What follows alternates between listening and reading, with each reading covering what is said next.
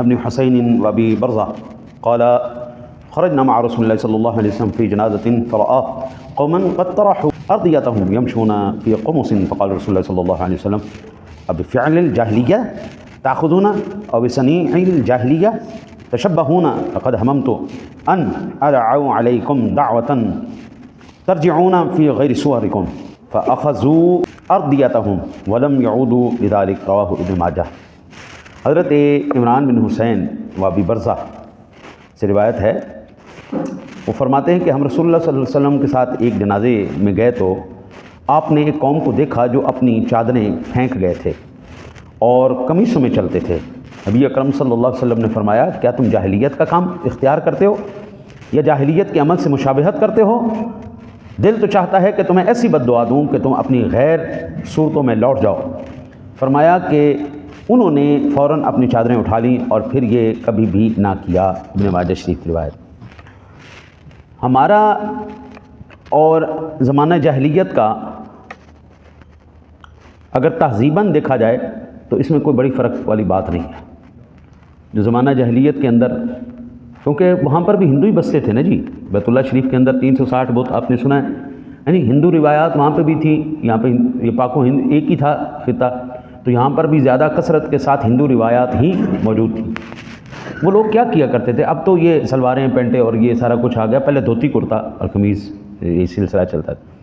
تو وہ اظہار غم کے لیے میت کے ساتھ جب جاتے اپنی چادروں کو اتار کے پھینک دیتے، صرف قمیضوں میں ہی چلتے، اور جب واپس آتے تو پھر اٹھا لیتے۔ حضور نبی اکرم صلی اللہ علیہ وسلم نے جب یہ معاملہ دیکھا تو آپ سرکار کو تو جلال آ گیا، آپ نے فرمایا دل کرتا ہے ایسی بد دعا دوں تمہاری شکلیں بگڑ جائیں۔ یہ کیا جہالت کا کام کر رہے ہو؟ چادریں اتار دینے سے کیا غم ظاہر ہوتا ہے؟ حضور نبی اکرم صلی اللہ علیہ وسلم کا جب جلال دیکھا انہوں نے تو پھر راوی کہتے ہیں کہ پھر انہوں نے دوبارہ کبھی ایسی بات نہیں کی۔ یہاں معلوم ہوا کہ صرف زبانی نوحہ نہیں، یہ عملی نوحہ تھا۔ یہ عملی نوحہ، زبانی نوحہ یہ کہ وہ باتیں بیان کرنا جو مرنے والے کے اندر ہے ہی نہیں، وہ تو بیان، یہ عملی نوحہ تھا، ٹھیک ہے نا جی، یہ ان کے غم کا اظہار کرنے کا ایک عملی طریقہ ہے۔ ہم آج یہ دیکھتے ہیں کہ آج مسلمانوں کے اندر بھی نا جی ایسی عجیب سی روایت، دیکھیں کالا لباس پہننا حرام نہیں ہے، ٹھیک ہے نا، کالا لباس آپ صفر میں پہنے، ربیع الاول میں پہنے، جب میں مرضی میں، لیکن خاص محرم کے 10 دنوں میں پہننا حرام ہے۔ عام لباس پہننا حرام نہیں ہے، لیکن یہ خاص کیونکہ اب یہاں پر وہ اظہار غم کے لیے یہ لباس کو استعمال کر رہے ہیں۔ پٹیاں باندھ دینا کالیاں اظہار غم کے لیے، حضور یہ ساری کی ساری ڈرامے بازی کے علاوہ کچھ بھی نہیں، سخت حرام۔ کالا لباس پھر سننے میں نہیں کہتا حرام ہے، لیکن اظہار غم کے لیے خصوصی طور پر 10 محرم کے ایام میں پہننا یہ حرام ہے، کیونکہ ایک خاص مکتبہ فکر کی آپ جو ہے ترجمانی کر رہے ہیں۔ حضور اظہار غم کپڑوں سے نہیں، اظہار غم دل میں ہوتا ہے، ہم دل میں ہوتا ہے۔ اور پھر اگر آپ نے اظہار یکجہتی یا اظہار غم کرنا ہے، یا آپ کہتے ہیں کہ جی ہم اہل بیت اطہار کے مشن کو لے کے چلنا چاہتے ہیں، تو حضور پھر عملی طور پر وہ نظر آئے نا۔ دیکھیں جی امام الانبیاء علیہ الصلوۃ والسلام کی ذات گرامی کی آخری وصیتوں میں سے نماز، حضرت علی المرتضیٰ شیر خدا کرم اللہ وجہہ الکریم کی شہادت کہاں پہ ہوئی؟ مسجد کے اندر۔ کس کیفیت میں ہوئی؟ نماز پڑھاتے ہوئے، یعنی حضور کی آخری وصیت نماز۔ حضرت امام علی مقام کا آخری عمل اپنا، حضرت علی المرتضیٰ شیر خدا کا آخری عمل نماز۔ اچھا، حضرت امام حسن نماز، حضرت امام حسین کا سر کب کاٹا گیا؟ جب آپ نماز میں تھے۔ اچھا، میں یہ کہوں میں حسینی ہوں، میں اہل بیت کا ماننے والا ہوں اور نماز ایک بھی نہ پڑھوں، اور پھر محرم میں اظہار غم بھی کروں، کالے کپڑے بھی پہنوں اور میں دکھ بھی، حضور میرا تو پھر اہل بیت سے تو کوئی واسطہ ہی نہیں ہے نا جی۔ ساری زندگی جو اہل بیت اطہار کرتے چلے گئے، جو اہل بیت، حضرت علی المرتضیٰ شیر خدا سے بڑا عالم کون تھا؟ سارے صحابہ کی شان عظمتیں اونچی ہیں جی، ان کے جوتے میرے سر کا تاج، بڑی شانوں والے، لیکن جو علمی لحاظ سے اللہ نے مقام اور مرتبہ حضرت سیدنا شیر خدا کو عطا فرمایا ہے وہ اور کسی کا نہیں۔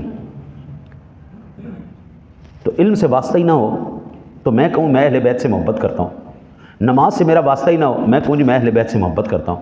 حضرت امام علی مقام حضرت خاتون جنت بی فاطمۃ الزہرا رضی اللہ تعالی عنہا، ہاں جی، آپ خاتون جنت کسی غیر محرم سے نہیں ملتی تھی، آپ بالکل آوارہ بازاروں میں نہیں گھومتی تھی۔ تو میں کہوں جی میں اہل بیت سے محبت کرنے والا ہوں لیکن مجھے سیرت فاطمہ سے پیار ہی نہیں ہے، سیرت علی سے پیار ہی نہیں ہے، سیرت حسنین سے پیار ہی نہیں، تو حضور میں تو پھر اپنے دعوے میں جھوٹا نکل آیا نا، تو یہ تو پھر کالی پٹیاں باندھنا، یہ کالے کپڑے پہننا، یہ تو ڈرامے بازی ہے۔ ہاں آپ ان کے نقش قدم پر چلیں۔ اب دیکھیں ہم حضور سے محبت کرتے ہیں تو ہم اس کا عملی اظہار کر رہے ہیں، ہم مسجد میں بھی بیٹھے ہیں، ہم نماز بھی پڑھ رہے ہیں، اس کے بعد حضور کا فرمان میرے سامنے موجود ہے، میں آپ کو پڑھ کے سنا رہا ہوں، آپ سن رہے ہیں، یہ وہ کام ہے جو رسول اکرم صلی اللہ علیہ وسلم نے خود کیا۔ ہم اگر دعویٰ محبت رسول کرتے ہیں تو پھر ہمارا عمل بھی بتا رہا ہے، ہمارے چہرے بھی بتا رہے ہیں کہ یہ رسول اللہ صلی اللہ علیہ وسلم سے پیار کرنا ہے۔ ہمیں پتہ ہے جی حضور نے پگڑی شریف پہنی، ہم نے سر پہ پگڑیاں پہنی، حضور نبی اکرم صلی اللہ علیہ وسلم کی ریش مبارک تھی، ہم نے ریش مبارک رکھی، حضور نماز پڑھتے تھے، ہم نے نماز پڑھی، حضور درس و تدریس کا معاملہ کرتے تھے، ہم نے درس و تدریس کا معاملہ کیا۔ اب ہمیں دعویٰ کرنے کی ضرورت نہیں، ہمارا عمل ہی بتا رہا ہے ہم حضور سے محبت کرتے ہیں۔ اب میں حضرت جی دعویٰ تو کروں بھائی محبت رسول میں جان بھی قربان ہے، لیکن نماز مجھے نہیں آتی، قرآن مجھے نہیں آتا، حضور کا فرمان مجھے نہیں آتا، عمل میرا کوئی نہیں، تو پھر حضور دعویٰ تو صرف دعویٰ ہی ہے نا، دعووں سے کام نہیں چلتا جب تک عملی طور پر۔ اب یہ دیکھیں وہ لوگ عملی طور پر نوحہ کر رہے تھے، حضور نے اتنی سخت بد دعا دینے کا ارادہ فرمایا کہ دل کرتا ہے ایسی بد دعا دوں تمہارے چہرے مسخ ہو جائیں۔ یہ حدیث پاک ایک اور بتا رہی ہے کہ اللہ وحدہ لا شریک کے پیارے حبیب کے صدقے ہمارے چہرے سلامت ہیں، ورنہ جو ہم آپ کام کر رہے ہیں نا جی، دیکھیں نا جی، اللہ نے کہا نماز پڑھنی، ہم میں سے اکثر نماز کوئی نہیں پڑھتا، اللہ نے کہا حلال کھانا، ہم میں سے اکثر حلال کوئی نہیں کھا رہا، اللہ نے حکم فرمایا کہ ماں باپ کی نشکری نہیں کرنی، ہم میں سے شاید ہی کوئی ماں باپ کی شکری کر رہا ہے، اللہ وحدہ لا شریک نے ارشاد فرمایا بے ایمانی نہیں کرنی، چوری نہیں کرنی، دھوکہ نہیں دینا، فراڈ نہیں کرنا، دو نمبری نہیں کرنی۔ ایمان سے بتائیں پاکستان میں اس وقت یہ سب کچھ ہو رہا ہے نہیں؟ اللہ نے عدل و انصاف کا حکم دیا، کیا عدل و انصاف اس میں ہو رہا ہے؟ اللہ وحدہ لا شریک نے پارٹی بازی، دڑے بازی سے اللہ نے منع کیا، دڑا بازی نہیں کرنا، واعتصموا بحبل اللہ، اللہ کی رسی کو مضبوطی سے تھامنا۔ ایمان سے بتائیں دڑے بازی نہیں ہو رہی، یعنی ہر وہ کام جس سے میرے اللہ نے مجھے منع کیا ہے میں وہی کام کر رہا ہوں، اور پھر میری شکل نہیں بدل رہی تو میرے مصطفیٰ کا صدقہ ہے۔ اللہ کہتا ہے قرآن پاک میں ما کان اللہ لیعذبہم وانت فیہم، محبوب ہم کیسے ان پر عذاب لے آئیں جبکہ آپ ان کے اندر تشریف فرما ہیں۔ ما کان اللہ لیعذبہم وانت فیہم، آپ ان کے اندر موجود ہیں۔ یہ جو جلدی مچا رہے ہیں عذاب کی، وہ ان کو پتہ لگ جائے گا، حضور مرتے ہی بلکہ مرنے سے بھی پہلے پتہ لگ جانا ہے فرشتے کالے آنے ہیں یا فرشتے سفید نورانی چہروں والے آنے ہیں، قبر میں ہی پتہ چل جائے گا حضور وہاں پر کیسے حساب لیا جائے گا، پہلی رات کی دلہن کی طرح سلایا جائے گا یا جہنم کی کھڑکیاں کھولی جائیں گی، پتہ اسی وقت لگے۔ اب جلتی ہوئی آنکھوں والے، سیاہ چہروں والے، خوفناک آواز کے ساتھ جب آ کے وہاں پر جناب جھنجھوڑ کے بٹھائیں گے نا جی، تو لگ پتہ جائے گا جی میں دعوے میں سچا تھا یا نہیں سچا تھا۔ ہر ایک چیز کو، ہر ایک بندے کو، ہر ایک ذات کو، ہستی کو بندہ دھوکہ دے سکتا ہے، اللہ رسول کو دھوکہ نہیں دے سکتا، کیونکہ علیم بذات الصدور ہے، وہ دل میں اٹھنے والے خیالات سے بھی واقف ہے۔ دعا کرتے ہیں اللہ تعالیٰ آپ کو مجھے حضور نبی اکرم صلی اللہ علیہ وسلم کے صدقے یہ فیشنی قسم کے غم اور یہ فیشنی قسم کے فراڈوں سے اللہ تعالیٰ آپ کو مجھے محفوظ رکھے اور اپنے رستے پہ چلنے کی توفیق عطا فرمائے۔